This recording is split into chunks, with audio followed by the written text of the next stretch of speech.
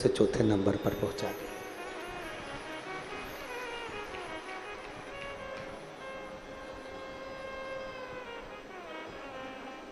पर यह श्रेष्ठता नहीं है, इसको श्रेष्ठता नहीं कहें।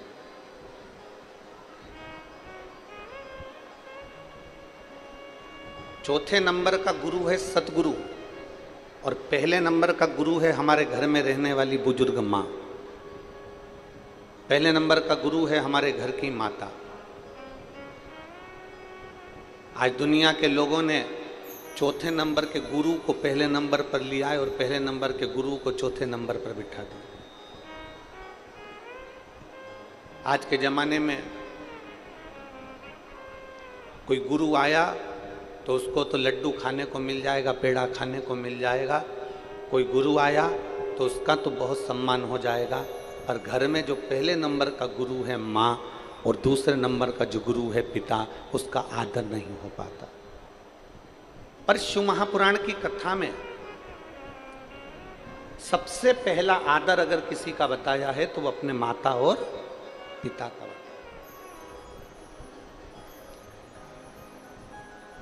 श्री गणेश जी महाराज ने और श्री षडानंद कार्तिकेय जी ने अपने माता पिता के कहने पर पृथ्वी की परिक्रमा करना प्रारंभ किया। पृथ्वी की परिक्रमा कर रहे। भगवान श्री गणेश जी महाराज और षडानंद कार्तिकेय जब पृथ्वी की परिक्रमा करने के लिए जाते हैं तो षडानंद कार्तिकेय तो मोर पर बैठकर पूरी पृथ्वी का भ्रमण करते हैं, परिक्रमा करते हैं। षडानंद कार्तिकेय तो पृथ्वी की परिक्रमा करने के लिए मोर पर बैठकर जाते हैं और श्री गणेश जी महाराज मूसक पर बैठकर, चूहे पर बैठकर अपने माता पिता की परिक्रमा कर लेते हैं। अपने माता पिता की परिक्रमा कर रहे हैं।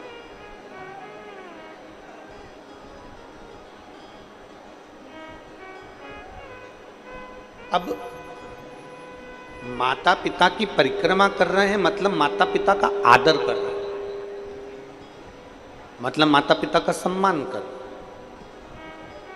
माता पिता को आदर प्रदान कर रहे हैं।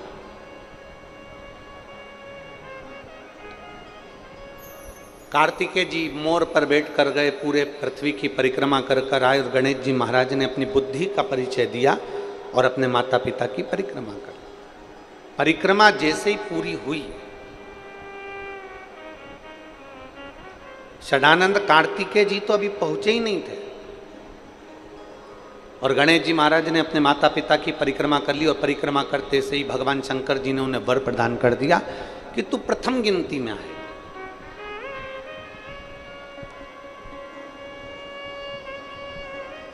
सारे देवताओं में तू प्रथम पूजा जाएगा, तेरी गणना प्रथम गिनती में करी जाएगी, तुझे प्रथम गिनती में गिना जाएगा। सब दूर तेरी प्रथम गिनती में तुझे आदर दिया जाएगा, सम्मान दिया जाएगा, सत्कार दिया जाएगा और तू गणों का अध्यक्ष हो गया और तेरा नाम गणेश हो गया। अब जैसे ही श्री गणेश जी महाराज को वर प्राप्त हुआ, इतनी देर में षडानंद कार्तिकेय जी का आगमन हुआ और षडानंद कार्तिकेय जी का आगमन हुआ और षडानंद कार्तिकेय जी ने देखा कि मेरे भाई श्री गणेश जी महाराज को, जो मुझसे छोटा है, वो गणेश जी को प्रथम गिनती का वर दे दिया गया। प्रथम गिनती का वर उसको दे दिया गया। अब कार्तिकेय जी पृथ्वी की परिक्रमा कर कर जैसे ही आए, आते से ही अपनी मां के हृदय से लगकर रोने लगे। जरा शिव महापुराण का ये चरित्र अपनी जिंदगी में उतारिएगा। कई लोगों के मन में एक प्रश्न आता है कि शंकर जी की पूरी परिक्रमा क्यों नहीं होती, भगवान देवादिदेव ने महादेव की परिक्रमा क्यों नहीं लगाई जाती, भगवान शंकर की परिक्रमा पूरी क्यों नहीं करी जाती, आधी परिक्रमा कर कर वापिस क्यों लौट आते हैं।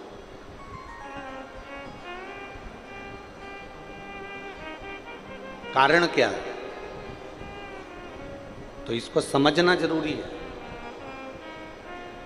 षडानंद कार्तिकेय जी ने माता के हृदय से गले लगकर षडानंद कार्तिकेय जी रो पड़े, आंखों में से आंसू बह रहा, नैनों में से जल झलक रहा, तो रो रहे। मां ने पूछा, कार्तिकेय तू रो क्यों रहा है? तेरे रोने का कारण क्या है? तू रो क्यों रहा है? तेरी आंख में आंसू क्यों है? तेरे रोने का कारण क्या है? षडानंद कार्तिकेय जी ने कहा, मां, माता पिता ने मुझसे कहा था कि पृथ्वी की परिक्रमा कर कर आओ, तो मैं पृथ्वी की परिक्रमा करने के लिए गया। माता पिता ने मुझसे कहा कि तुम पृथ्वी की परिक्रमा करने जाओ, तो मैं पृथ्वी की परिक्रमा करने गया। गणेश जी ने बुद्धि का परिचय दिया और आप दोनों को प्रसन्न कर कर आप दोनों की परिक्रमा कर कर आपसे वर प्राप्त कर लिया। मां, सत्य बताना, माता पिता ने ये नहीं कहा कि हमारी परिक्रमा करो, माता पिता ने तो पृथ्वी की परिक्रमा का कहा था, तो मैं पृथ्वी की परिक्रमा करने गया। गणेश जी महाराज ने पूरे ब्रह्मांड को अपने माता पिता में देखा, पूरे ब्रह्मांड को गणेश जी महाराज ने अपने माता पिता में देखा, इसलिए उन्होंने परिक्रमा कर ली। कार्तिकेय को रोता हुआ देखकर मां पार्वती जी के भी आंखों में जल झलक गए। षडानंद कार्तिकेय जी को रोता हुआ देखकर माता पार्वती जी की भी आंख में से आंसू बहने लगे। और मां जगत जननी जगदम्बा उठकर खड़ी हो गई। माता पार्वती जी उठकर खड़ी हो गई और पार्वती जी जैसे उठ के खड़ी हुई और खड़े होते से उन्होंने देवाधिदेव महादेव से कहा कि आपका यह निर्णय श्रेष्ठ नहीं लगा। पीछे की आवाज खोलिए, उधर साइड के पीछे की।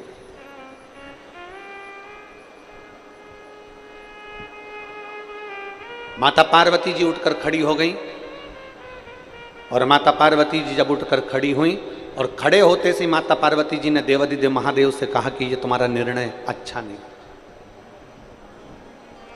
आज पहली बार मां अंबा, मां जगदम्बा, मां दुर्गा भवानी, मां पार्वती जी ने पहली बार भगवान शंकर से कहा कि तुम्हारा निर्णय अच्छा नहीं। अभी तक माता ने कभी भगवान देवाधिदेव महादेव से नहीं कहा कि तुम्हारा निर्णय अच्छा नहीं है, पर आज पहली बार माता पार्वती जी कह रही हैं शिव जी से, बाबा आपका ये निर्णय ठीक नहीं, आपका ये निर्णय श्रेष्ठ नहीं। भगवान देवाधिदेव महादेव ने पूछा, क्यों पार्वती, क्या हो गया, हुआ क्या? पार्वती जी कहती हैं आपका निर्णय इसलिए ठीक नहीं है क्योंकि एक बेटे को तो आपने प्रथम गिनती में आने का वर दे दिया और दूसरे बेटे को कुछ नहीं मिला, इसलिए मुझे ये निर्णय ठीक नहीं है। एक मां की वात्सल्यता क्या होती है, एक माता का स्नेह क्या होता है। कई बहुएं कह देती हैं कि हमारी सासू मां अपने अपने पतियों से कह देती हैं तुम्हारी माता जी तुम्हारा ध्यान नहीं देती, जेठ जी का ध्यान देती है। जेठानी कहती है देख लो तुम्हारी मम्मी को, देख लो तुम्हारी महतारी को।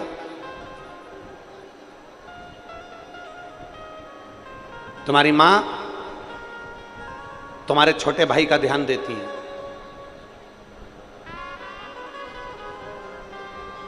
पर ईमानदारी की बात तो यह है, मां कभी अपने बच्चों में भेद नहीं करती है। मां अपने बच्चों को बराबर का दूध पिलाती है और बराबर की परवरिश करती है। मां की जिंदगी में कभी भेद नहीं होता, मां भेद नहीं करती, मां ने कभी भेद करा ही नहीं। ये कथा शिव महापुराण की जो कथा कह रही है, पार्वती जी की आंखों में जल भर गया, माता पार्वती जी रो रही हैं, माता पार्वती के नैनों में अश्रु भरा गए, माता पार्वती जी की आंखों में से जल झलक रहा है और देवाधिदेव महादेव से कहती हैं पार्वती जी आज आपका ये निर्णय मुझे स्वीकार नहीं है, आज आपका निर्णय अच्छा नहीं है, आपने जो निर्णय लिया ये मुझे ठीक नहीं लगा।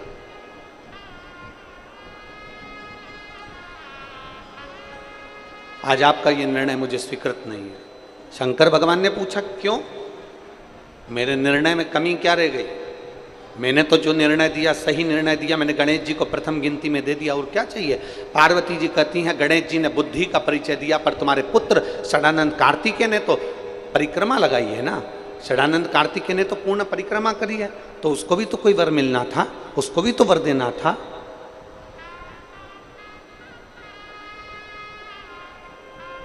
जब कोई वर षडानंद कार्तिकेय जी के सम्मुख में नहीं आया, तब माता पार्वती जी ने शंकर भगवान से वचन मांग लिया, और पार्वती जी ने शिव जी से वचन मांगा कि आप मुझे वचन दो कि आज के बाद आपकी कभी पूरी परिक्रमा नहीं होगी। आज के बाद आपकी कभी पूर्ण परिक्रमा नहीं होगी।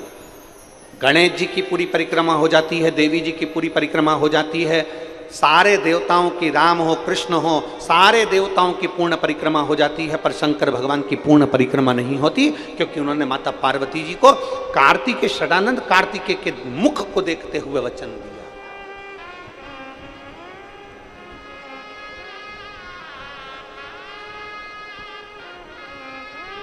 प्रभु, गणेश जी को तो आपने प्रथम गिनती में दे दिया, आप षडानंद कार्तिकेय को प्रथम गिनती में कैसे दोगे? ऐसा क्या करा शंकर भगवान ने कि षडानंद कार्तिकेय को भी प्रथम गिनती में दे दिया? तो कहा,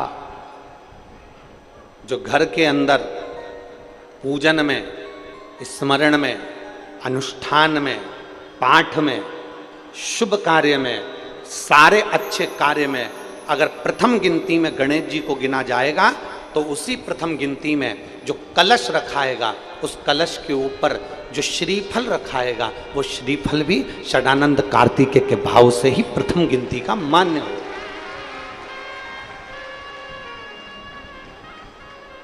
अब पूजन वाली जगह पर गणेश जी का स्थान होता है, पूजन वाली जगह पर पार्वती जी का स्थान होता है, पूजन वाली जगह पर महागौरी का स्थान होता है, पूजन वाली जगह पर सारे देवताओं का स्थान होता है। लोग कहते हैं शंकर जी के बड़े पुत्र कार्तिकेय का स्थान कहाँ पर है? तो शिव महापुराण की कथा कहती है, जब हम कलश को भरकर रखते हैं और उसके ऊपर आम के पत्ते या कोई पान के पत्ते या श्रीफल को जब रखते हैं, तो जो श्रीफल कलश के ऊपर रखाया जाता है, वो श्री षडानंद कार्तिकेय का स्थान निश्चित कर देता है। षडानंद कार्तिकेय का स्थान निश्चित कर देता है। केवल एक मां, केवल एक, जो अपने बच्चों को कभी रोता हुआ नहीं देखना चाहती,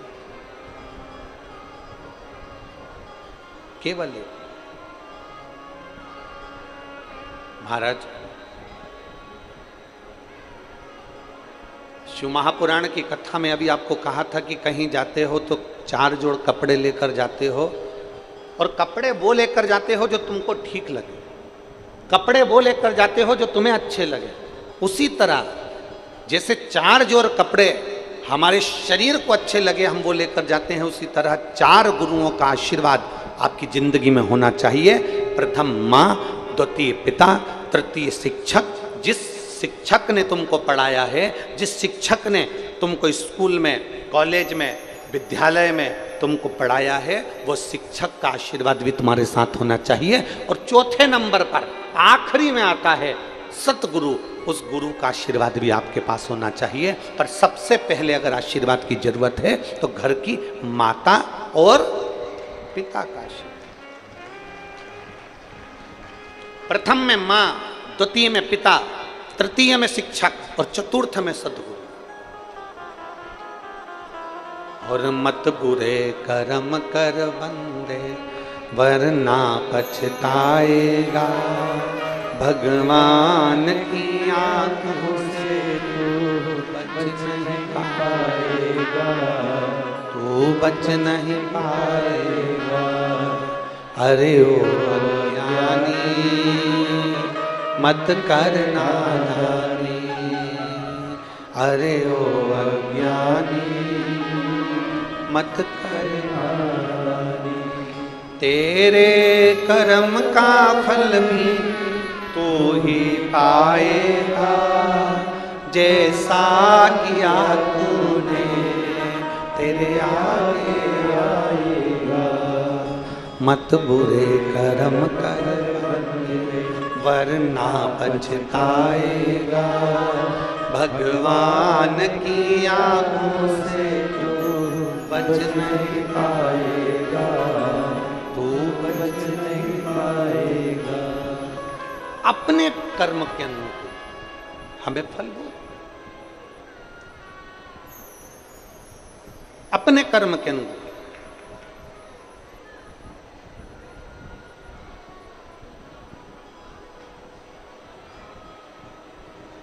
और जब तक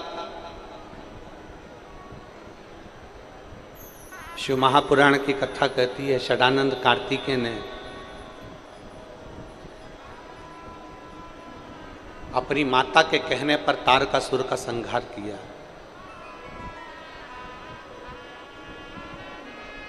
अपनी माता के कहने पर तारकासुर का संहार किया।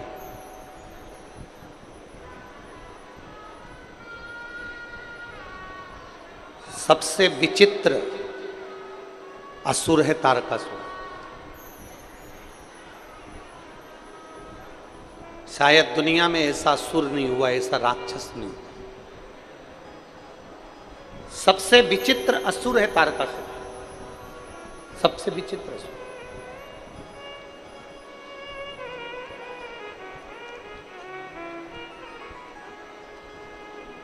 शायद दुनिया में ऐसा असुर नहीं हुआ, ऐसा राक्षस नहीं हुआ। रावण को मारा गया तो एक रत्ती का नहीं सोचा गया कि इसको कहां बाण लगना है, इसके शरीर में कहां बाण चुभना है, इसके शरीर को कहां कष्ट होना है, वो नहीं देखा गया। कंस को मारा गया तो ये विचार नहीं करा गया कि इसको कैसे मारना, पर केवल एक तारकासुर ऐसा था जिसको मारने के लिए भगवान शंकर ने भी विचार करा और माता पार्वती जी ने भी विचार करा कि तारकासुर के हृदय में बाण नहीं चुभना चाहिए, क्योंकि यह तारकासुर के हृदय में शंकर भगवान का निवास है, शिव का निवास। बोल बम का नारा है, सारी समस्या का हल।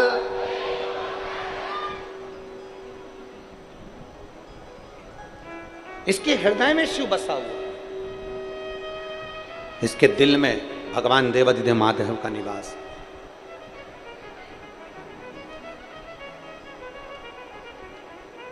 और क्यों ना हो,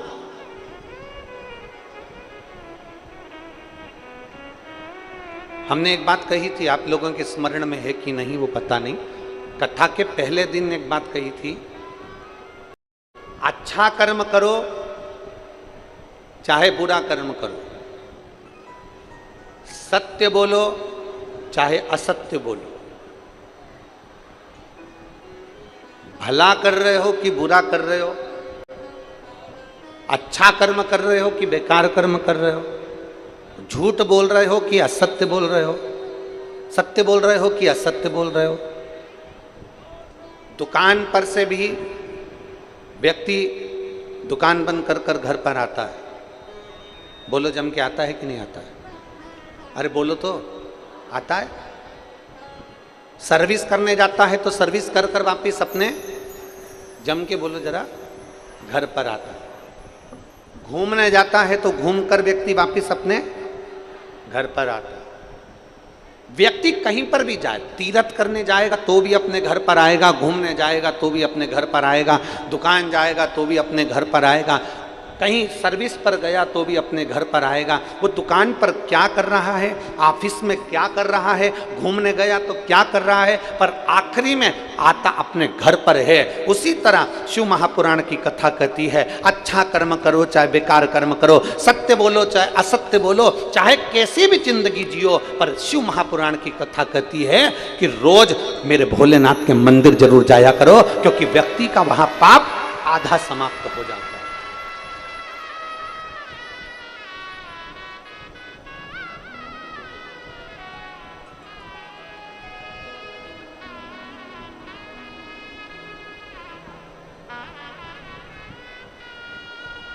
व्यक्ति का आधा पाप में समाप्त हो जाता है।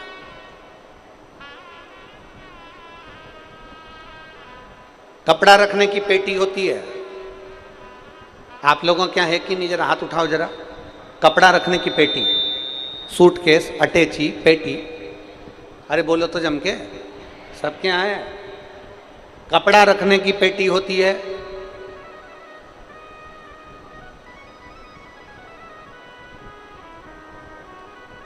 एलईडियां नहीं चल रही हैं क्या? पीछे की एलईडियां नहीं चल रही हैं?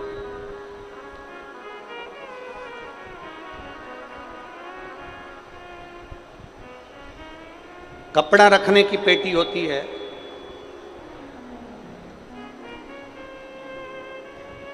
मंदिर में दान रखने की पेटी होती है, क्या कहते हैं उसको? दान पेटी। कपड़ा रखने की पेटी होती है, धन रखने की पेटी होती है, वस्त्र रखने की पेटी होती है, सामान रखने की पेटी होती है, पर पाप को रखने की कोई पेटी नहीं होती। कोई पेटी नहीं है पाप रखने।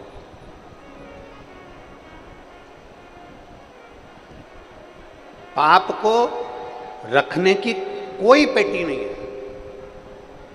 बस इतना जरूर है कि मनुष्य से प्रतिदिन पाप होता है। ऐसा कोई संसार में नहीं जन्मा जिससे पाप ना हुआ, पाप ना हुआ।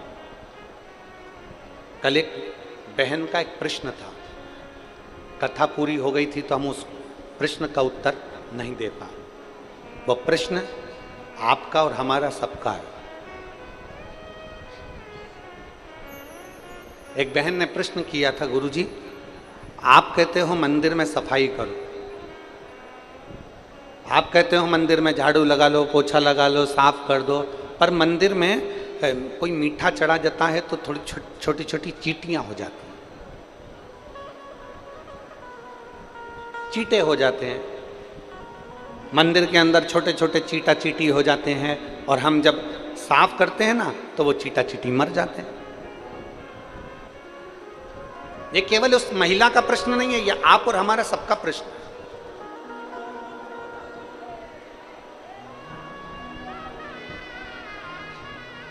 हर एक व्यक्ति का ये प्रश्न है कि मंदिर में हम सफाई करते हैं तो वहाँ छोटी छोटी चींटियाँ हो जाती हैं, चींटे हो जाते हैं, छोटे से जीव हो जाते हैं। जब हम कपड़ा फेरते हैं, झाड़ू लगाते हैं तो वो छोटे छोटे जीव मर जाते हैं।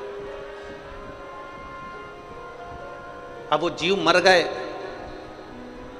छोटे छोटे जीव समाप्त हो गए, तो उसका पाप तो हमारे माथे चढ़ेगा ना गुरुजी, हमारे माथे पर वो पाप तो चढ़ेगा। शिव महापुराण की कथा कहती है, भगवान देवादिदेव महादेव का चरित्र कहता है। आप मंदिर की सफाई कर रहे हैं, आप मंदिर की देखभाल कर रहे हैं, आप परमात्मा के चरणार विंद की देखभाल कर रहे हैं। उस समय पर आप परमात्मा के मंदिर को स्वच्छ कर रहे हैं, आप भगवान के मंदिर को स्वच्छ कर रहे हैं, और स्वच्छ करते समय इस शरीर के द्वारा भगवान के उस मंदिर में जो जीव निकल और ज़्यादा मात्रा में हो तो शिव महापुराण की कथा कहती है थोड़ा सा पानी डाल दो, डालते से वो जीव एक और चले जाएंगे। प्रयास ये करा करो कि अपने द्वारा, इस शरीर के द्वारा कोई जीव की हत्या ना हो, कोई जीव समाप्त ना, कोई जीव की हत्या ना। प्रयास ये करो अपने द्वारा भी किसी जीव की हत्या ना हो और कोई जीव को कष्ट ना हो। और मान लो मंदिर में सफाई करने गए, चींटी आ गई, मंदिर में सफाई कर रहे थे, चींटा आ गया, मंदिर में सफाई कर रहे थे, कोई झिंगूर आ गया, मंदिर में सफाई कर रहे थे, कोई जीव जंतु आ गया, तो एक काम करो, थोड़ी देर के लिए उसको झाड़ू से एक साइड कर कर पानी से उसको एक और कर दीजिए। प्रयास करो कि हमसे कोई पाप कर्म ना। और अनायास, अचानक, बिना सोचे, बिना समझे अगर शरीर से सफाई करते समय कोई जीव चला भी गया है तो देव अधिदेव महादेव के चरणों में उसकी गति प्राप्त हो जाती है, शिव उसको स्वीकार कर लेता है। अनायास, कोई बिना सोचे समझे, कोई अड़भंग भाव में चला।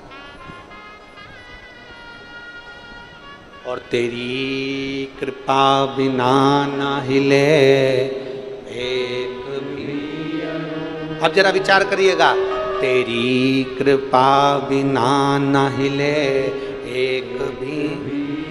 अगर उस जीव की मुक्ति होना है और मंदिर के अंदर होना है तो तुम पहुंचे हो। वो प्रेरणा ही नहीं देता, तुम जाते ही नहीं, पहुंचते ही नहीं। शिव महापुराण की कथा कहती है प्रत्येक मनुष्य से 4 स्थान पर पाप होता है। दुनिया का कोई महाराज तुमसे आकर कह देना कि मैं पापी नहीं हूं, मैंने पाप नहीं किया, तो मान लेना पक्का झुठेला है, पक्का झुठेला। संसार में अगर जन्म लिया है तो 4 स्थान पर पाप होता है। पहला, झाड़ू लगाते समय, बुआरी लगाते समय छोटे छोटे जीव मर जाते हैं, उसका पाप माथे चढ़ जाता है।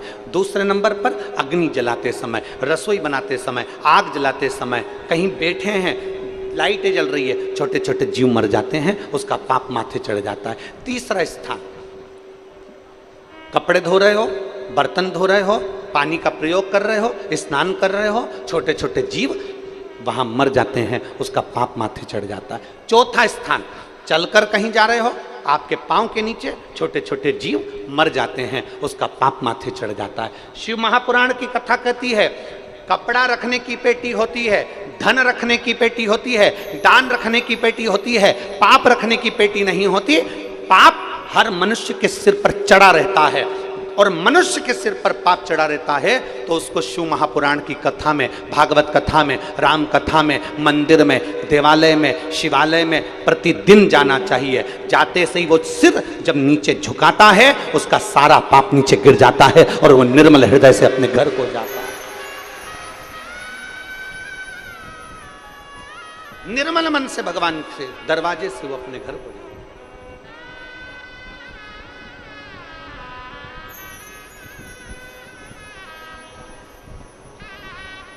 अभी माननीय बघेल जी कह रहे थे कि 46 डिग्री टेम्परेचर, और यहाँ खड़े होकर वो बोल रहे थे कि इतना जन सैलाब बड़ा कठिन काम है। ये शब्द हैं, बड़ा कठिन काम है, इतना जन सैलाब और 46 डिग्री टेम्परेचर। अब ईमानदारी से कहना मेरी जीजियों, अगर दोपहरी में कोई शादी भी कर लेना तो मेरी बहनें घर से नहीं निकलती हैं। कोई शादी की सालगिरह मना ले तो मेरी बहन घर से नहीं निकलती हैं। कोई बुलावा कर ले, कोई फंक्शन कर ले तो मेरी बहन 46 डिग्री टेम्परेचर में दिन में घर से नहीं निकलती है। और आज अपने घर से छाता लाकर, पानी की बोतल लेकर, खुद का खर्चा कर कर लाखों की संख्या में पूरे पंडालों में भक्त भरे पड़े। शायद मैं तो इतना जरूर कहूंगा कि आस्था चैनल के कैमरामैन के कैमरे में भी वो लेंस नहीं है जो यहाँ से पीछे तक और पीछे से दाएं बाएं जहां जहां लोग बैठे हैं उसको कैच कर सके। वो लेंस में भी इतना पावर नहीं होगा कि आखिरी छोर तक कैच कर ले। अब इतने भक्त, टेंट, और टेंट नहीं मिल रहा तो अपने घर की चादर, अपने घर की चादर, छाते सब साथ में लेकर। और एक बधाई आपको और दे दें, सोलापुर की जो कथा 6 तारीख वाली कैंसिल हुई थी, उसकी जगह 9 तारीख से 12 ज्योतिर्लिंग में से एक ज्योतिर्लिंग मां नर्मदा जी का घाट ओमकारेश्वर में शिव महापुराण की कथा होगी।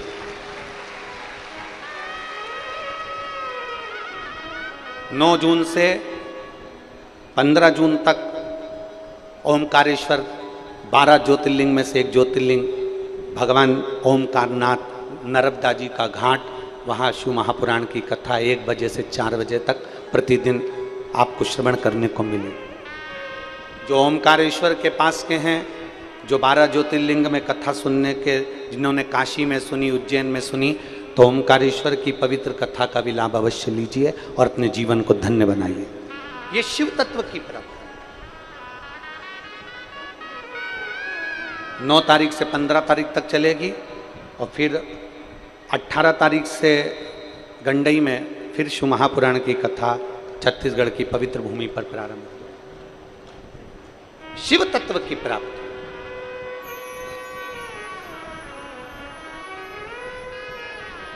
चार स्थान जहां व्यक्ति से पाप होता है। पहला, जम के बोलो, झाड़ू लगाते समय। दूसरा, आगी जलाते समय। तीसरा, बोलते जाओ, पानी, कपड़ा, बर्तन, स्नान करते समय। चौथा, चलकर कहीं जा रहे हैं, अपने पांव के नीचे छोटे छोटे जीव मर जाते हैं, उसका पाप माथे चढ़ जाता है। ये पाप कर्म हमारे वास्ते। और इस पाप कर्म को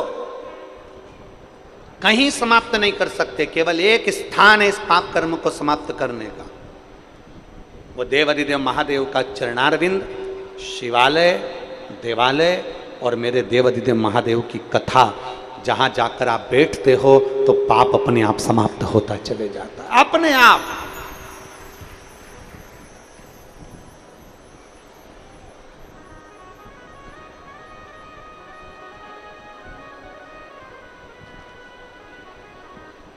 धीरे धीरे समाप्त होता है। एक पत्र है, देखिए।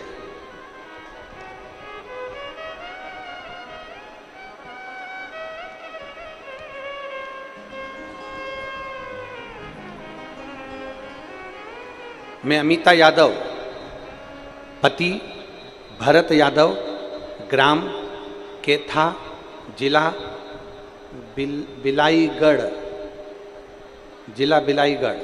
मेरा मोबाइल नंबर ये है, कहीं बैठी हो तो हाथ हिलाइएगा। मैं अमिता यादव, पति भरत यादव, ग्राम केथा, जिला बिलाईगढ़। कहीं बैठी हो तो हाथ हिलाइएगा अगर कहीं बैठे हो तो। मेरा मोबाइल नंबर ये है। कहीं बैठी हैं? देखो जरा, कैमरे वाले कैच करिए। बच्चा आया है क्या उनके साथ में?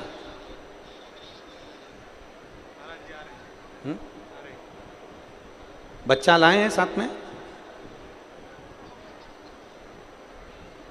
अगर बच्चा लाई हैं तो ला सकती हैं, लेकर उसको व्यासपीठ पर आ सकती हैं। मैं अमिता यादव, पति भरत यादव, ग्राम केथा, जिला बिलाईगढ़। मोबाइल नंबर मेरा ये है। मेरी शादी को 21 साल हो गए थे और मुझे संतान का सुख नहीं था। गुरुदेव, 21 साल में ऐसा कोई डॉक्टर नहीं जिसके हमने हाथ पैर नहीं जोड़े हों। टेस्ट भी करवाया, इलाज करवाया, और जो घर के लोगों ने कहीं बंधन करवाया, कहीं गोदी भरवाई, कहीं किसी के यहाँ गए, कहीं किसी के यहाँ गए, पर औलाद का सुख नहीं हुआ। गुरुदेव, लोग इंतजार करते हैं 2 साल, 5 साल, 6 साल, 7 साल, 8 साल, 10 साल, 15 साल, 19 साल, 20 साल। हमने संतान के लिए 21 साल इंतजार करा, पर संतान का सुख नहीं हुआ। तब गुरुदेव, मेरी छोटी बहन ने बताया कि टीवी पर सीहोर वाला महाराज कथा करता है, आप सीहोर वाले महाराज की कथा सुनो। आसन लगाकर अगर टीवी के सामने बैठकर कथा सुनोगे तो भगवान कुछ ना कुछ अच्छा करेगा। हम टीवी को चालू कर लेते, आसन लगाकर बैठ जाते और आपकी कथा सुनते। आपने शंकर जी के मंदिर में सफाई करने का कहा, हमने शिव जी के मंदिर में जाना प्रारंभ करा और सफाई करना प्रारंभ कर दिया। लोग मेरे ऊपर हंसते कि औलाद तो इसकी है नहीं, घर में फ्री है, इसलिए मंदिर में झाड़ू पोछा करती रहती है। पर गुरुजी, आप कहते हो ना कि दुनिया ताने देगी, देने दो। लोग हमें ताने देते रहे और हम शंकर जी के मंदिर में सफाई करते रहे। गुरुदेव, कमर में सफ़ेद आंकड़े की जड़ बांध ली और पशुपतिनाथ का व्रत प्रारंभ कर दिया। मेरे बाबा ने ऐसी कृपा करी गुरुदेव कि 3 महीने भी पूरे नहीं होने दिए और 2.5 महीने में मेरा गर्भ ठहर गया। और बाबा की कृपा से 21 साल के बाद मेरे घर में संतान की प्राप्ति हुई।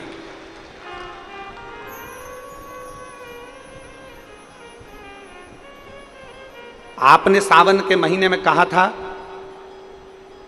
ऑनलाइन अभिषेक कराया, उस अभिषेक को भी मैंने करा और बाबा की कृपा से बेलपत्री के वृक्ष के नीचे पूजन करी। आज शिव की कृपा से मेरे घर में संतान की प्राप्ति 21 साल के बाद हुई, जिसका फोटो मैं लगा रही हूँ और लेकर आई। फोटो भी आप लोग एलईडी पर और आस्था चैनल पर बच्चे का फोटो देख सकते हैं। जो और पत्र को भी देखिए, पत्र में उन्होंने लिखा 21 साल के बाद संतान का सुख प्राप्त हुआ है। 21 वर्ष। ये शिव तत्व है, ये शंभु, ये ओघड़ी, ये शंकर। और तेरी कृपा बिना न हिले एक भी लेते हैं श्वास तेरी कृपा से। बखान क्या करूं मैं राखों के ढेर का, चपटी भभूत में खजाना। एक विश्वास प्रबल करिए।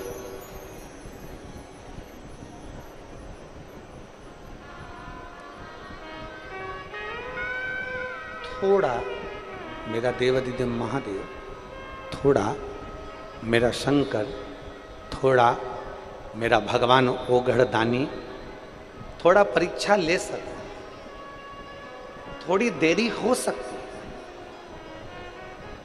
थोड़ा देर हो सकती है।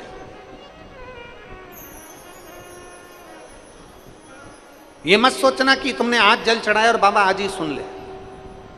उस बहन ने लिखा कि लोग झाड़ू पोछा करते समय मंदिर में हम झाड़ू लगाते तो लोग कहते औलाद तो हुई नहीं है, घर से फ्री है, इसलिए मंदिर में सफाई करती रहती। देंगे लोग ताने।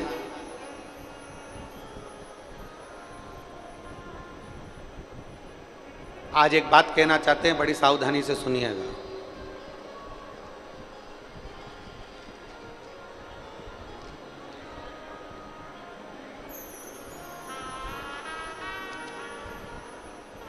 प्रशंसा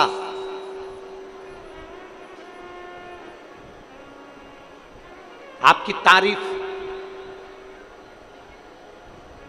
आपकी डिग्री से, आपकी योग्यता से मिल सकती है। क्या चीज? जम के बोलो, जम के जरा। प्रशंसा आपकी तारीफ डिग्री से, आपकी योग्यता से, आपकी प्रसन्नता, आपकी प्रशंसा आपको मिल सकती है। पर निंदा आपको डिग्री से नहीं मिलती है, निंदा आपको योग्यता से नहीं मिलती है। आपकी निंदा आपकी उन्नति से मिलती है, आपकी उन्नति से। आप उन्नति की सीढ़ी पर जैसे जैसे चढ़ते जाओगे, जैसे जैसे आगे बढ़ते जाओगे, वैसे वैसे लोग आपकी निंदा करना प्रारंभ कर देंगे। आपकी प्रशंसा, जैसे कोई आया तो प्रशंसा करी, साहब ये ऐसे हैं, फलाना है, ढिमका है, ये हैं, वो हैं, खूब प्रशंसा करी। ये आपकी डिग्री से मिली है, ये आपकी योग्यता से मिली है। पर निंदा आपकी योग्यता से नहीं मिलती है, निंदा आपकी डिग्री से नहीं मिलती है, निंदा आपकी उन्नति से मिलती है। जैसे जैसे उन्नति की सीढ़ी पर चढ़ते जाओगे, प्रशंसा कम मिलेगी और लोग टांग ज्यादा खींचेंगे, गालियां ज्यादा देंगे, अपशब्द ज्यादा कहेंगे, ताने ज्यादा कसेंगे और इतना आड़ा टेढ़ा कहेंगे कि आपको अंदर से तोड़ने का प्रयास करेंगे।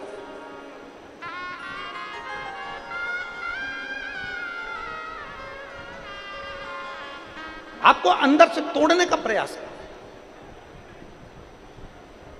और इतना तोड़ देंगे अंदर से कि आप विचार करते रहेंगे, क्या मैंने गलत कह दिया, क्या मैंने गलत व्यवहार कर दिया, क्या मैंने गलत विचार कर लिया। जो उन्नति की सीढ़ी पर चढ़ता है, निंदा उसी के खाते में आती है। जो आगे बढ़कर कुछ अच्छा करता है, निंदा उसी के खाते में आती है। जो कुछ करता ही नहीं है, उसकी कभी निंदा नहीं होती है। निंदा हमेशा उसकी होती है जो कहीं ना कहीं उन्नति की सीढ़ी पर चढ़ रहा हो, आगे बढ़ रहा हो और बहुत आगे निकल चुका हो, उसकी निंदा।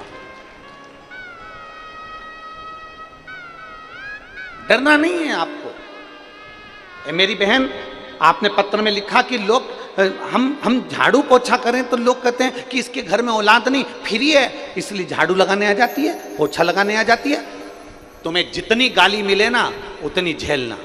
और शंकर भगवान के मंदिर में जाऊं ना, एक लोटा जल चढ़ाने के लिए मेरी जीजियों और मेरे जीजाओं, मेरी बेटियों, मेरे बेटाओं, मेरी माताओं, अगर शंकर के मंदिर में जल चढ़ाने जाओ ना तो शंकर जी से एक प्रार्थना रोज करना, बाबा मुझे मेरी निंदा सुनने की एनर्जी देना, बल देना, ताकत देना कि मैं अपनी निंदा सुन सकूं। क्योंकि निंदा होगी जब आप उन्नति पर चढ़ रहे होगे, निंदा होगी जब आप आगे बढ़ रहे हो। कई लोग किसी माताओं को, कई माताएं कह देती है देखो अपने आप को कितनी इतरा रही है, हीरोइन बने जा रही है। अब वो हीरोइन जैसी सुंदर होगी तो ही तो उसको निंदा सुनने को मिल रही है। अगर सुंदर नहीं होती तो कौन कहता कि तू हीरोइन जैसी अपने आप को समझदार बन गई। अब इतनी सी बात के पीछे उससे लड़ना नहीं है कि तूने मुझे ऐसा कह दिया, तुम बताओ वो तो ऐसा बोल दी, वो तो ना, बल्कि प्रसन्न होना कि मेरे भोलेनाथ ने मेरी सुंदरता ऐसी बनाई कि दुनिया आज भी मुझसे जल रही है। संकोच ना करिए।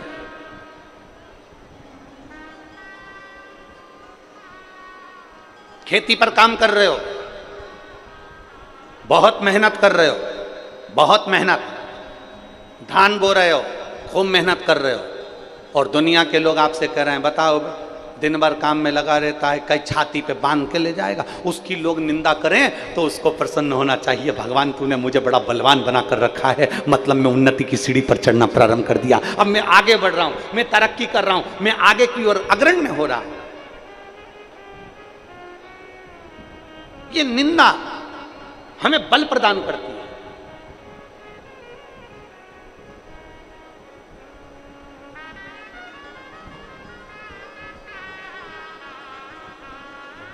और हमने पहले भी कथा में कहा कि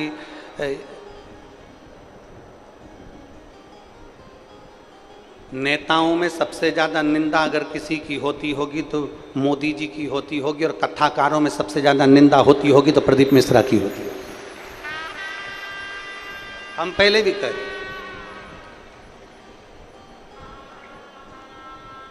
सबसे ज्यादा निंदा अगर होती होगी ना तो जो उन्नति की सीढ़ी पर चढ़ रहा है, जो तरक्की कर रहा है, जो आगे बढ़ रहा है, बहुत कुछ करने के लिए तैयार, संपूर्ण विश्व को जो जोड़ने का काम करेगा, संपूर्ण भारत को मंदिर और देवालय शिवालय से अगर जोड़ने का काम करेगा तो लोग उसके ऊपर ताने भी देंगे, गाली भी देंगे, अपशब्द भी कहेंगे और उंगली भी उठाएंगे, और तैयार रहना है। और जितने शिव भक्त शंकर जी की कथा को सुन रहे हैं वो भी तैयार रहें। आप अगर रोज मंदिर जाओगे शंकर जी के, लोग आपको ताना देंगे, ये चल दी सती सावित्री। तुम रोज भगवान शंकर के मंदिर जल चढ़ाने जाओगे, लोग कहेंगे ये चल दी सियोर वाला महाराज की चेली।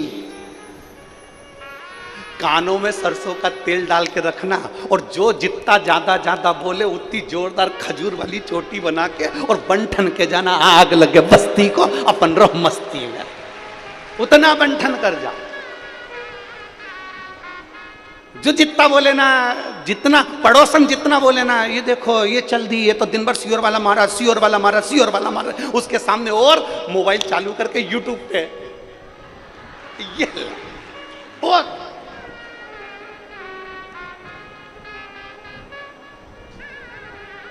कथा में आके लोग अपना फोटो खींचते हैं। बोलो जम के बोलो, अरे बोलो तो, खींचते हैं ना, अब बोलो तो पक्का, इधर वाली कहाँ है, बोलो जरा, खींचते कि नहीं खींचते?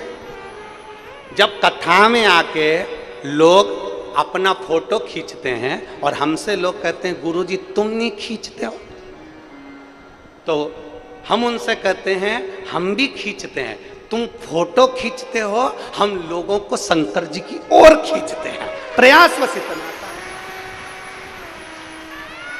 तुम फोटो खींचते हो और हम शिव भक्त को शंकर की ओर खींचते हैं। सेल्फी तुम भी ले रहे हो, सेल्फी हम भी ले रहे हैं, हम भी ले रहे हैं, बस अंतर इतना है तुम्हारी सेल्फी मोबाइल में से डिलीट हो सकती है, पर मेरे महादेव का ऐसा मोबाइल है उसमें से कोई डिलीट होता ही नहीं है। जो एक बार जुड़ गया वो बाबा का हो गया, वो डिलीट नहीं हुआ। एक पत्र देखिए,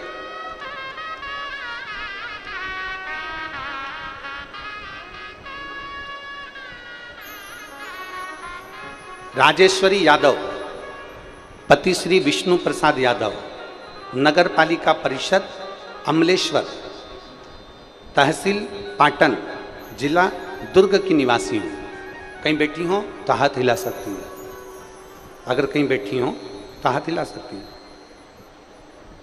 राजेश्वरी यादव, पति श्री विष्णु प्रसाद यादव, नगर पालिका परिषद अमलेश्वर, तहसील पाटन, जिला दुर्ग की निवासी हूँ। मैं महादेव की कृपा का क्या बखान करूं। गुरुदेव, दुनिया भले आपके लिए कुछ भी कहे, पर आपकी वाणी शिव की वाणी होती है, शंकर उसे स्वीकार करता है। गुरुदेव, शादी को 10 साल हो गए थे और संतान का सुख नहीं था, हमारी कोई संतान नहीं थी। डॉक्टरों का इलाज करवाते करवाते 10 साल निकल गए, लोगों से गोदी भरवाई, झोली भरवाई, पर कोई हल नहीं निकला। टेस्ट पे भी करवाया, कोई हल नहीं निकला। तब निराश होकर 10 साल बाद अब क्या औलाद होगी, तब हमने पहली बार 2022 में आपकी शिव महापुराण की कथा सुनी, पशुपतिनाथ का व्रत किया और शिव जी के मंदिर में जाकर सफ़ेद आंकड़े की जड़ का प्रयोग करा। बाबा का मैं क्या गुणगान करूं गुरुदेव। आप कहते हो देवता देते हैं पल्ला झाड़कर और महादेव देता है छप्पर फाड़कर। मेरे बाबा ने ऐसी कृपा कर दी कि 2.5 महीने के अंदर मेरा गर्भ ठहर गया और 12 फरवरी 2023 को मेरे घर में 2 बच्चों ने जन्म जुड़वा लिया। ये शिव तत्व है। जो घड़ी जिसके फोटो लगा रही हूँ, अगर बैठी हो और बच्चे हों साथ में तो लाकर लेकर आ सकते हैं। बच्चों का फोटो लगा रही हैं, देखिए एलईडी पर दोनों बच्चों का फोटो लग रहा है। आस्था चैनल पर भी देख सकते हो, एलईडी पर भी देख सकते हो दोनों बच्चों। ये शिव तत्व है, ये शंभु, ये ओ घड़ी। तो यहां तो शिव कह रहा है, यहां शास्त्र वर्णन कर रहा है। खाली न जाता कोई दर से तुम्हारे, खाली न जाता कोई दर से तुम्हारे, मैं भी खड़ी हूँ नन्ही बाने अपने गए लगा लो गिरा जा रहा उठा लो भोले अपने दर से अब तो ना टालो, गिरी जा रही हूँ उठा लो। एक भरोसा जागृत करो, एक विश्वास जागृत करो, और भरोसा और विश्वास अगर पक्का है तो शिव मिलेगा जरूर। एक पत्ता उसके बिगर नहीं हिल सकता, एक अणु उसके बिगर नहीं हिल सकता, बस उसका भजन में मन आपका होना चाहिए और विश्वास की दृढ़ता होना चाहिए।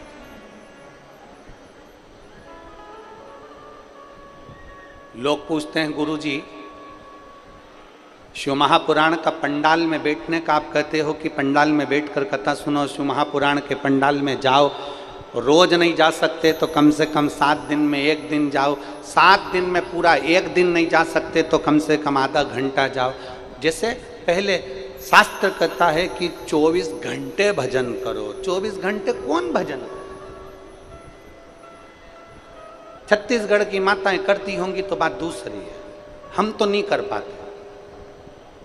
शास्त्र कहता है 24 घंटे भजन करो, संत कहते हैं 24 घंटे भजन करो, कोई 24 घंटा भजन नहीं कर पाता। फिर संतों ने कहा 24 घंटा नहीं कर सकते तो कम से कम 12 घंटा भजन करो। 12 घंटा करते हो? नहीं कर। ये बात तो सत्य है, छत्तीसगढ़िया सब ले लो। एक बात तो है ये धान के कटोरे की, छत्तीसगढ़ की एक बात तो कहेंगे कि अगर ओरिजिनल छत्तीसगढ़िया है ना तो वो झूठ बोलता ही नहीं है, वो सत्य ही पर टिका रहता है। अगर ओरिजिनल है तो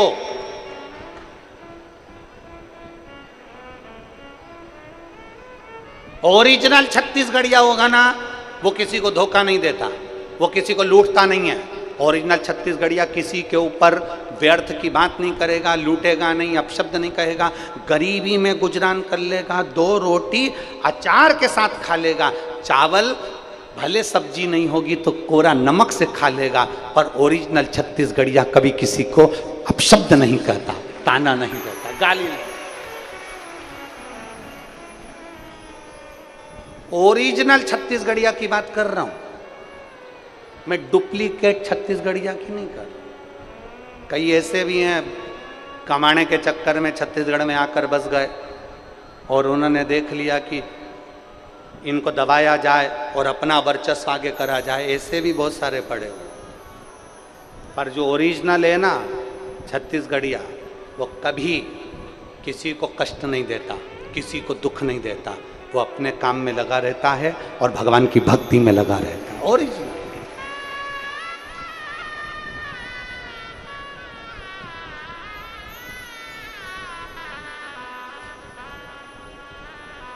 श्रेष्ठ। अभी जैसे माताओं ने कहा, तुरंत जवाब तुरंत दे दिया मेरी माताओं ने, तुरंत।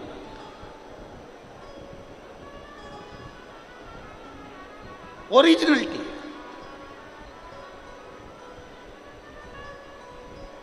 हमने पूछा 12 घंटे भजन करते हो क्या? आपने तुरंत कह दिया नहीं करते। मतलब सत्य है, यह होना चाहिए।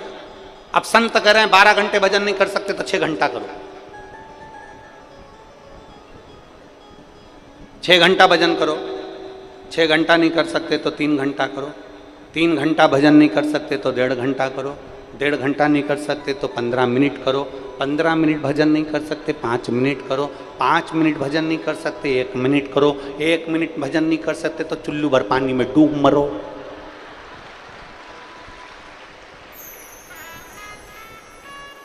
और चुल्लू भर पानी लेने जाने की जरूरत ही नहीं पड़ेगी, अपने यहाँ तो खुद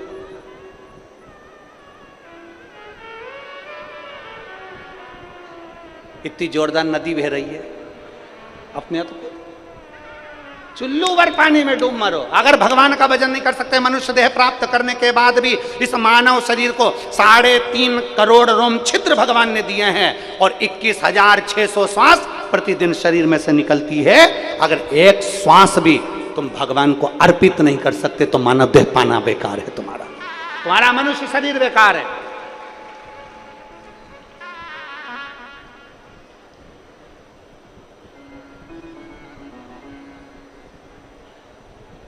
काया को पाके तुम कभी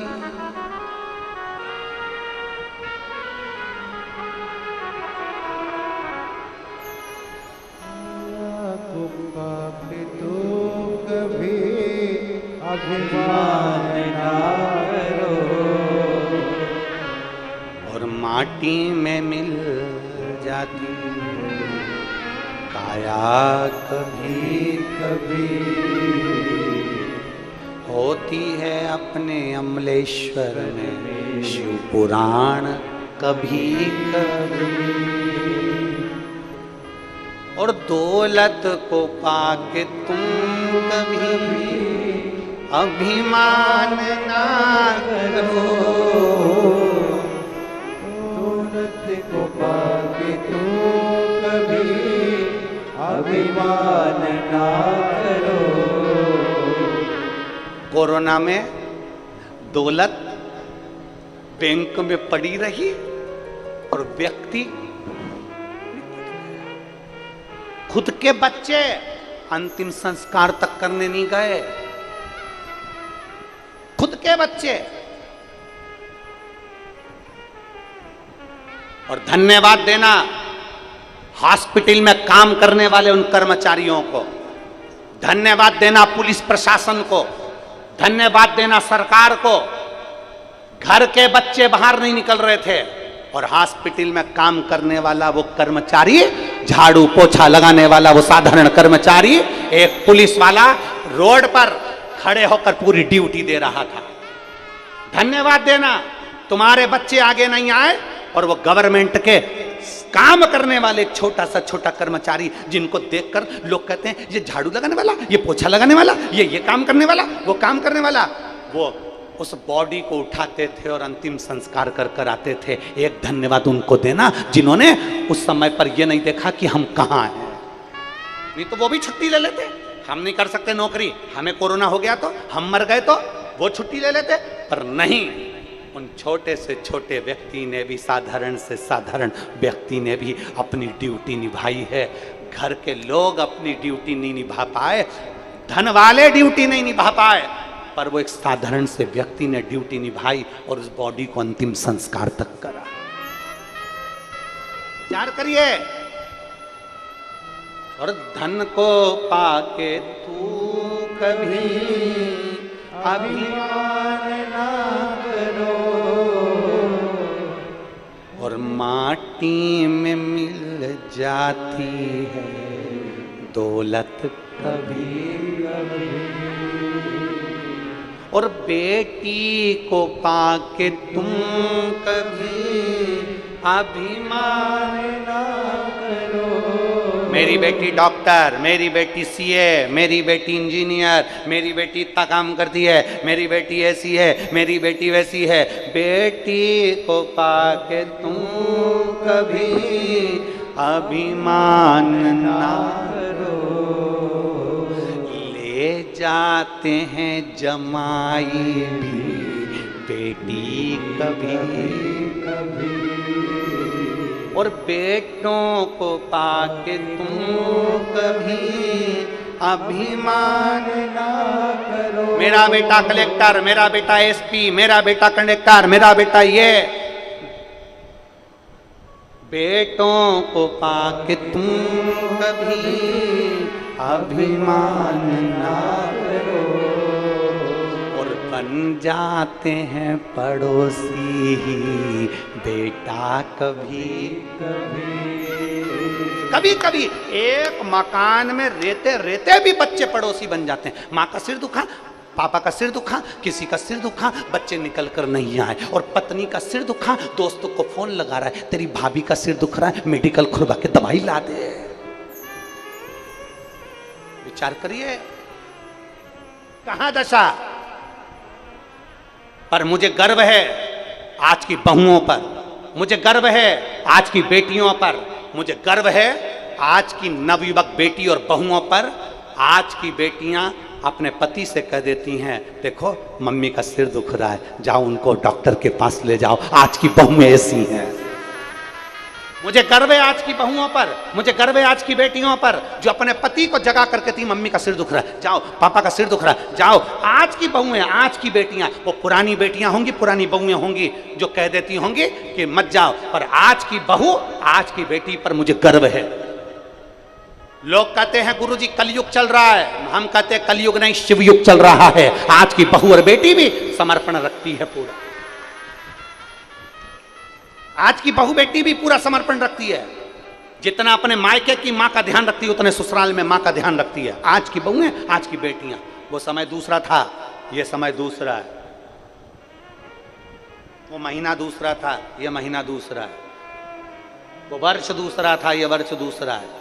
आज की पीढ़ी से हम बात करें, आज के ज़माने की मेरी नवयुवक बेटियां, अगर पति नहीं जाता तो खुद उठकर गाड़ी लेकर अपने सास ससुर को ले जाकर डॉक्टर को दिखा जाती हैं। ये पीढ़ी है आज। और इतना बल आज की बहुएं में होना चाहिए और आज की बेटियों में होना चाहिए। वो बल होना चाहिए तुम्हारे भीतर, तुम्हारे अंदर वो बल उत्पन्न होना चाहिए कि घर में कोई नहीं तो मैं चलती हूँ, मम्मी चलो, लेके चलती हूँ।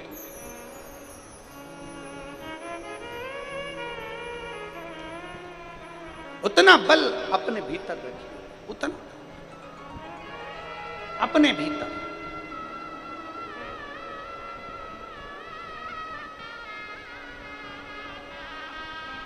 मोबाइल कौन कौन चलाता है? जम के तो बोलो। सब चलाते हैं? ठीक है। अच्छे से चला लेते हो? अरे बोलो तो। पर ईमानदारी से बोलूं, तुम्हारे घर के बच्चों से अच्छा नहीं चला सकते, गारंटी ले लो। तुम्हारे मोबाइल में फंक्शन अगर बिगड़ जाए ना, तुम सुधार नहीं सकती। टीवी के चैनल नहीं चल रहे ना, तुम नहीं सुधार सकती, ये पक्का है। पर छोटा सा पोता पोती आ जाए कि दादी क्या हो गया, दादी बोले बेटा देख तो जरा क्या हो गया, अल्लाह मुझे दे। और इतने से बच्चे ने, इतने से पोता पोती ने मोबाइल लिया, 2 मिनट में दादी ले। और दादी ने उसके सिर पे हाथ रख के पूछा, इधर इधर बेटा तुझे कैसे मालूम? तो बच्चा कहता है मम्मी के गर्भ में था ना, अभिमन्यु ने चक्रव्यूह ठीक सीखा था, मैंने मोबाइल व्यू सीखा है, मैंने मोबाइल व्यू सीखा है, मुझे सब आता है।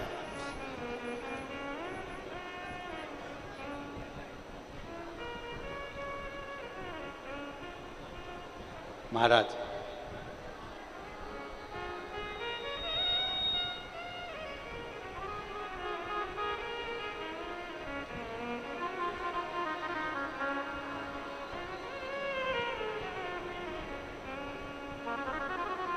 अरे कैलाश पर्वत पे,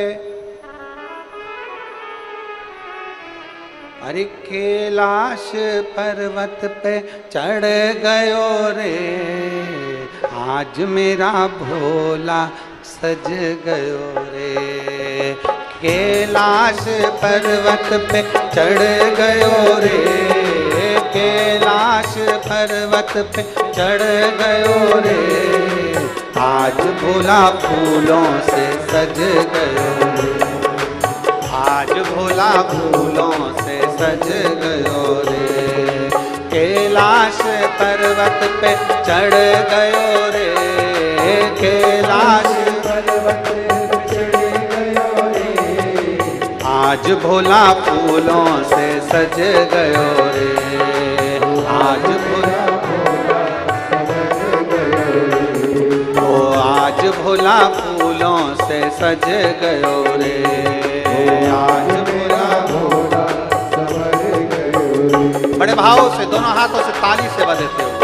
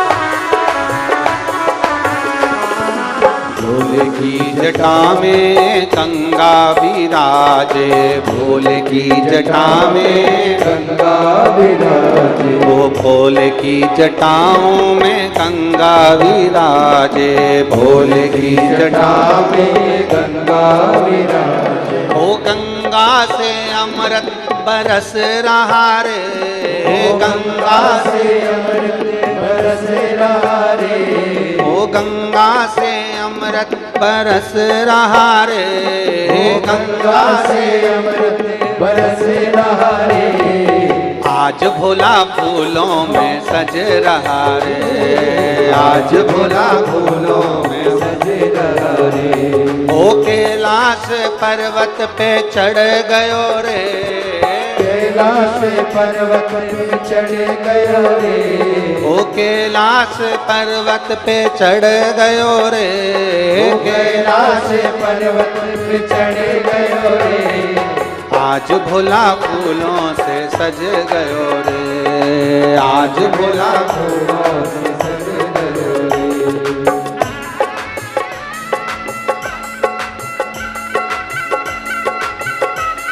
राधे। कोरस वालों की आवाज बढ़ाओ तीनों की।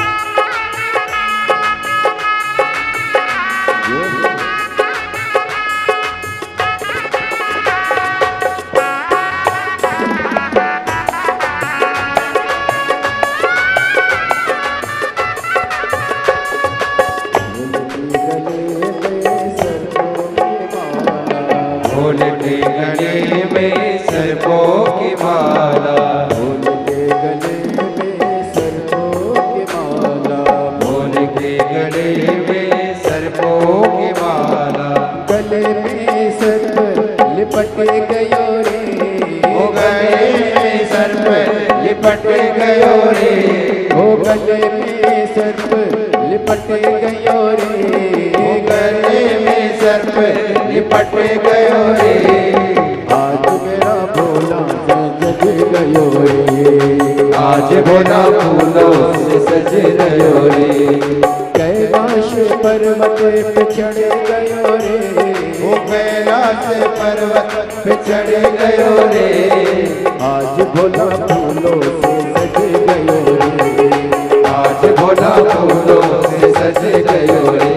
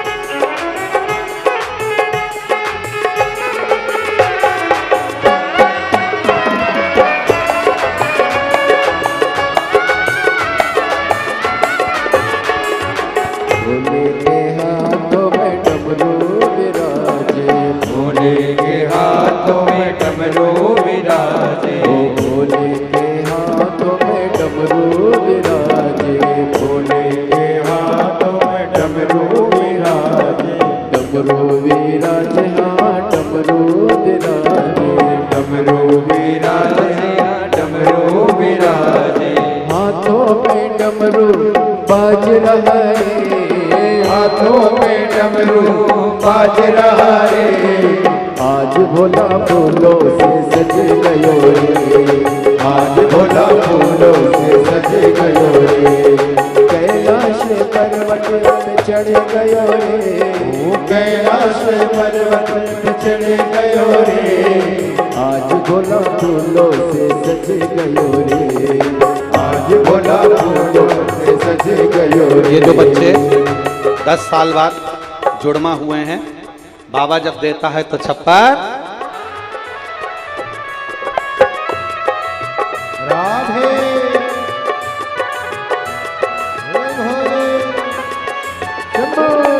जोरदार ताली बजाकर दोनों बच्चों के लिए।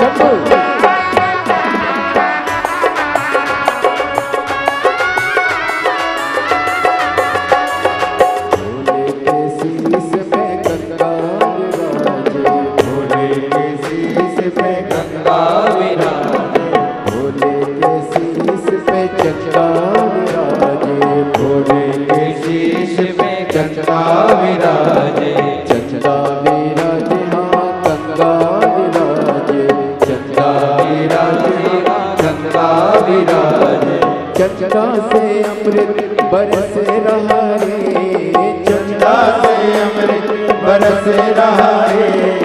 आज भोला फूलों से सज गयो रे, आज भोला फूलों से सज गयो रे, कैलाश पर्वत पे चढ़ गयो रे, कैलाश पर्वत पे चढ़ गयो रे। आज भोला फूलों से सज गयो रे, आज भोला फूलों से सज गयो रे, आज भोला फूलों से सज गया रे, आज भोला फूलों से सज गया रे। ओ कैलाश पर्वत पे चढ़ गयो रे, कैलाश पर्वत पे चढ़ गयो रे, ओ कैलाश पर्वत पे चढ़ गयो रे, कैलाश पर्वत पे चढ़ गयो रे। ओ आज भोला फूलों से सज गयो रे, आज भोला फूलों से सज गयो रे, ओ आज भोला फूलों से सज गयो रे, आज भोला फूलों से सज गयो रे। अरे भोले के हाथों में डमरू विराजे, भोले के हाथों में डमरू विराजे, ओ डमरू विराजे, भोला डमरू विराजे, ओ भोले के हाथों में डमरू विराजे, भोले के हाथों में डमरू विराजे, ओ डम डम डमरू बाज रहा रे, डम डम डमरू बाज रहा रे, ओ डम डम डमरू बाज रहा रे, डम डम डमरू बाज रहा रे। ओ आज भोला फूलों से सज रहा रे, आज भोला फूलों से सज गयो रे, ओ आज भोला फूलों सज रहा रे। आज भोला फूलों से सज रहा रे। ओ कैलाश पर्वत पे चढ़ गयो रे।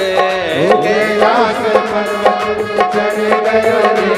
ओ कैलाश पर्वत पे चढ़ गयो रे। कैलाश पर्वत पे चढ़ गयो रे। ओ आज भोला फूलों से सज गयो रे। आज भोला फूलों से सज गयो रे। ओ आज भोला फूलों से सज गयो रे। आज भोला फूलों से सज गयो रे। हार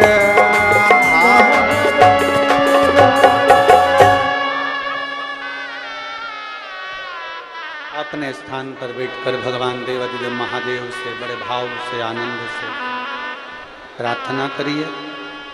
भगवान शिव से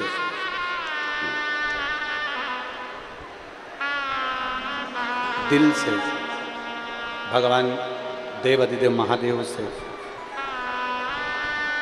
अपने मन की बात भाव के साथ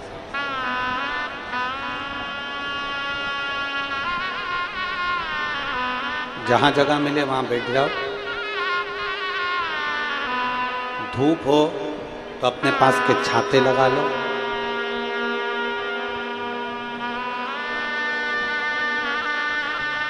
नौ जून से 15 जून तक जो ओमकारेश्वर की पवित्र भूमि पर मां नर्मदा के तट पर 12 ज्योतिर्लिंग में से एक ज्योतिर्लिंग ओमकारेश्वर में जो कथा है, वहाँ पर भी अगर आओ तो अपने साथ छाता, पानी की बोतल, ओढ़ने बिछाने का साथ लेकर दिल से जहाँ जगह मिले वहाँ बैठकर बाबा से प्रार्थना करेंगे। सब भाव से निवेदन करेंगे। जिसको आता है साथ में बोलिएगा।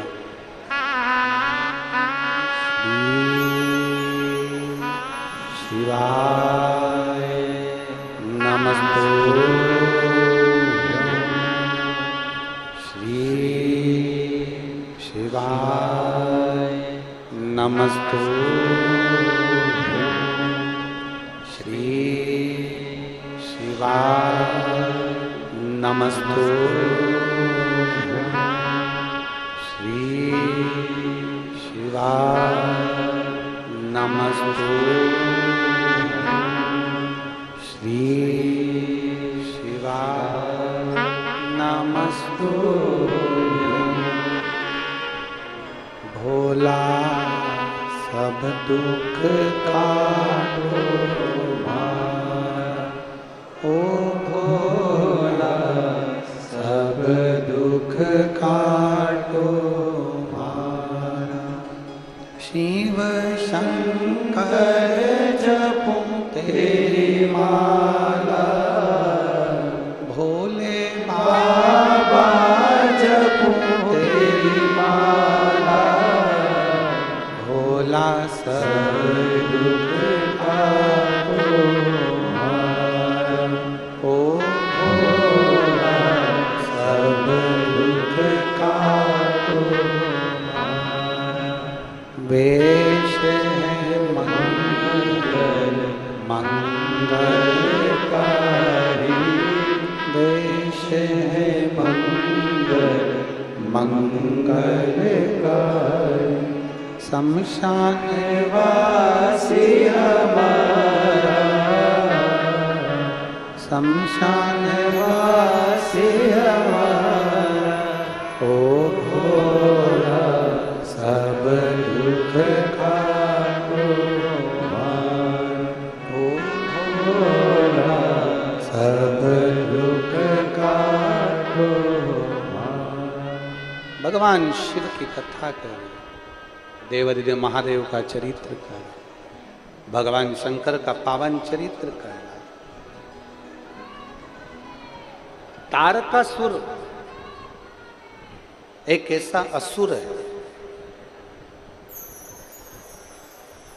जो साधारण नहीं है, जिसकी भक्ति साधारण नहीं है।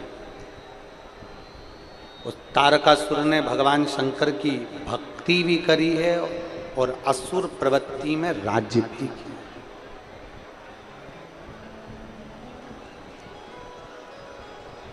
अच्छा एक बात देखिएगा, भगवान शंकर को कभी कैलाश पर डर नहीं लगा कि मेरा कैलाश कोई ले ले। कथा पर ध्यान देना, आज छठा दिन है, आज की रात्रि शिवरात्रि कहलाती है, 7 दिन की कथा। कल कथा का विराम हो जाएगा, सुबह 8 बजे से 11 बजे तक कथा हो जाएगी, टीवी पर 2 बजे से आएगी, आप सुन लें। फिर वापिस 9 जून से 15 जून ओमकारेश्वर मां नर्मदा के घाट पर 12 ज्योतिर्लिंग में से एक ज्योतिर्लिंग पर श्रवण करेंगे। और जितने ओमकारेश्वर के नज़दीक के हैं, बड़वाहा, महेश्वर, खंडवा, बूंदी, ममलेश्वर, जो भी आसपास के घाट के निवासी हैं, इंदौर, देवास, बागली, अगर बाबा ने आपको संपदा दी है, धन दिया है, तो अपना ग्रुप बनाकर आकर नर्मदा के तट पर जो इतने लाखों भक्त शिव महापुराण की कथा सुनने के लिए 9 जून को आ रहे हैं, अपनी अपनी तरफ से भंडारा चलाकर थोड़ा थोड़ा प्रसाद अवश्य सबको पवाएं, सबका मुख झूठा अवश्य कराएं। कोई पानी की व्यवस्था, कोई पोहे की व्यवस्था, कोई चाय की व्यवस्था ऐसी मां नर्मदा के घाट पर अवश्य करें, जिससे शिव भक्तों को भी उसका लाभ मिले और नर्मदा जी के घाट पर ओमकारेश्वर में किया गया पुण्य कोटि कोटि हजार गुना हो। भगवान शिव की कथा करें।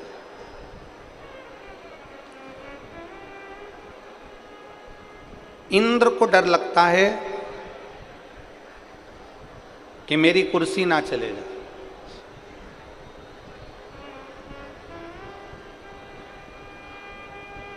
देवताओं को भले भय लगता हो कि मेरा सत्ता ना चली जाए, कुर्सी ना चले जाए, पर केवल एक देवादिदेव महादेव एक ऐसे हैं जिनको कोई भय नहीं है कि कोई मेरा कैलाश चले। कौन लेगा? अच्छा जाने दो, हम यहीं की आपसे पूछें, ये जितनी माताएं कुर्सी पे बैठी हैं और जितने भाई लोग कुर्सी पे बैठे हैं, ये थोड़ी सी देर के लिए बाहर चले जाए ना तो इनके मन में डबडबा रहता है कि हमारी कुर्सी पे कोई नहीं बैठ जा। बोलो सही है कि गलत है? अरे बोलो तो जम के, सही है। पर जो जमीन पे बैठा है उसको डर है क्या? जमीन पे बैठा हुआ व्यक्ति तो सोचता है अगर कहीं का बेड भी गया तो उसके पास में बैठ जाऊंगी, माँ बैठ गया तो उसके पास में बैठ जाऊंगी। जमीन पर बैठने वाला, जमीन से जुड़ा हुआ, अपनी मातृभूमि से जुड़ा हुआ व्यक्ति कभी भय में जिंदगी नहीं जीता। जो मातृभूमि से नहीं जुड़ा वो भय में जिंदगी जीता। किस बात का भय?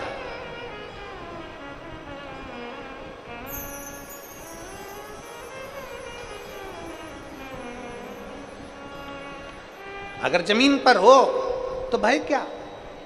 अच्छा बोलो, कुर्सी पर बैठे हो तो गिरने का डर है, टेबल पर बैठे हो तो गिरने का डर है, तख्त पर बैठे हो तो गिरने का डर है, सिंहासन पर बैठे हो तो गिरने का डर है, जमीन पे बैठे हो तो गिरने का डर है क्या? अरे जम के तो बोलो। नहीं, जमीन पर बैठने वाला गिरने के भय से दूर रहता है। उसी तरह मेरे देव अधिदेव महादेव कैलाश पर रहते हैं। उनका कोई सिंहासन नहीं है, उनकी कोई राजगादी नहीं है, उनकी कोई कुर्सी नहीं है, उनका तो अपार कैलाश पड़ा हुआ, अपार। कि कैलाश पर्वत पे अरे चढ़ गयो रे आज मेरा भोला सज गयो रे। कोई कुर्सी नहीं, कोई सिंहासन नहीं, कैलाश पर बैठे।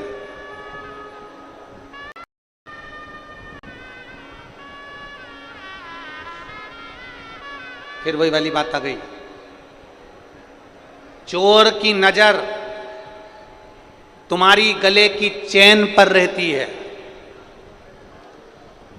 लुच्चे की नजर तुम्हारी सुंदरता पर रहती है और भोले बाबा की नजर अपने भक्त पर रहती है। वो जानता है।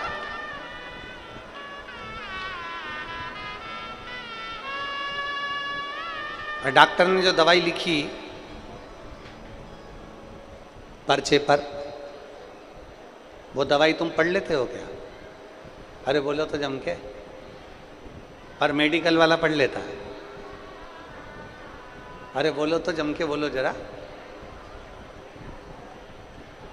मेडिकल वाला दवाइयां पढ़ लेता है, डॉक्टर ने जो लिखा वो।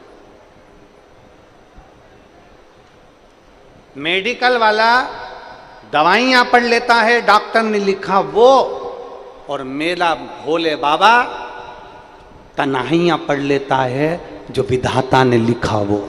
मेरा भोलेनाथ ये पढ़ता है कि ये रोज मेरे दरवाजे पर आती है, एक लोटा जल चढ़ाती है, मेरे मंदिर में आती है, रोज एक लोटा जल समर्पित करती है, दुखी है अंदर से, भले मुस्कुराती है पर अंदर इसके दुख है, अंदर दुख है।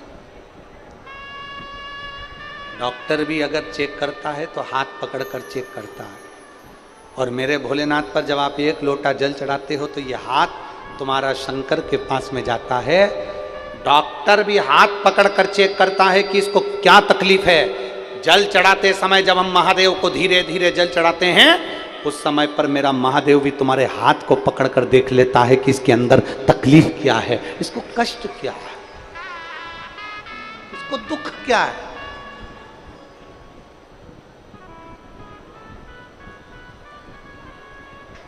क्या कष्ट है इसको?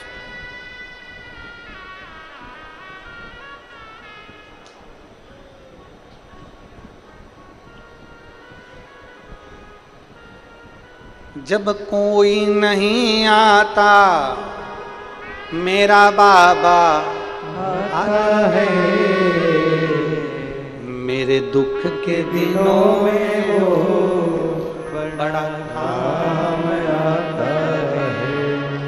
तकलीफ के समय पर महादेव तुम्हारे सम्मुख में। पर एक बात याद रखिए, तकलीफ के समय की 2-3 चीज़ें बहुत ध्यान रखो। हमने आज इंटरव्यू देते समय जब पत्रकार वार्ता हो रही थी तो पत्रकार वार्ता में एक बात कही थी कि जैसे अपने हाथ में मोबाइल होता है और मोबाइल पर हम कवर चढ़ा कर रखते हैं, क्यों रखते हैं? कि मोबाइल का कैमरा खराब ना हो जाए, मोबाइल का स्क्रीन गार्ड खराब ना हो जाए, मोबाइल खराब ना हो जाए। 50,000 का 25,000 के मोबाइल को भी इतना ढक कर रखती हो कि वो मोबाइल बेकार ना हो जाए। शिव महापुराण की कथा कहती है ऐसा ही शरीर को संभाल कर रखना कि कहीं ये शरीर, जरा सी तेज गाड़ी चला ली, मालूम पड़े एक्सीडेंट हो गया, खोपड़ियाँ फूट गई। ये पुलिस वाले, ट्रैफिक वाले रोज़ तुम्हारे को गाड़ियाँ रोक रोक कर कहते हैं कि हेलमेट लगाओ, सीट बेल्ट लगाओ, कम से कम तुम सुरक्षित रहो। और अभी तो छत्तीसगढ़ पुलिस में एक अधिवेशन चल रहा है, 21 दिन चैलेंज, ऐसे ही चल रहा है ना अधिवेशन। क्या 21 दिन चैलेंज है? बोर्ड है, हाँ, आस्था वाले जरा दिखाना। एक अधिवेशन चलाया अभी पुलिस ने, और पुलिस ने अधिवेशन चलाया 21 दिन चैलेंज। मतलब आप 21 दिन हेलमेट लगा कर रखो, 21 दिन आप सीट बेल्ट लगा के रखोगे तो आपकी आदत में आ जाएगा, और आदत में आ गया तो आपकी सुरक्षा बढ़ेगी, आप स्वयं उसको सुरक्षित रहेंगे। एक बार साधुवाद करिए, जोरदार ताली बजाएं पुलिस प्रशासन के लिए, ट्रैफिक पुलिस के लिए। बहुत बहुत साधु, बहुत बहुत। आप उसको क्रम जारी करो ना, अपना हेलमेट लगाना चालू करो, मोबाइल की सेफ्टी करते हो, सर की सेफ्टी करो, अपने शरीर की सेफ्टी करो। थोड़ी सी सेफ्टी जरूर, थोड़ा सा। और मत बुरे कर्म कर बंदे वरना पछताएगा, भगवान की आंखों से बच नहीं पाएगा, तू बच नहीं पाएगा। अरे ओ अज्ञानी मत कर नादानी। बोल बम का नारा है। आवाज नहीं आई पीछे वाले, जरा दमदारी से बोल बम का नारा है। सारी समस्या का हल श्री शिवाय, श्री शिवाय। कोई लेट बनता है, कोई जल्दी बनता है, बाबा को जल चढ़ाने वाला एक दिन सेठ जरूर बनता है। वो बनेगा, थोड़ा इंतजार, थोड़ी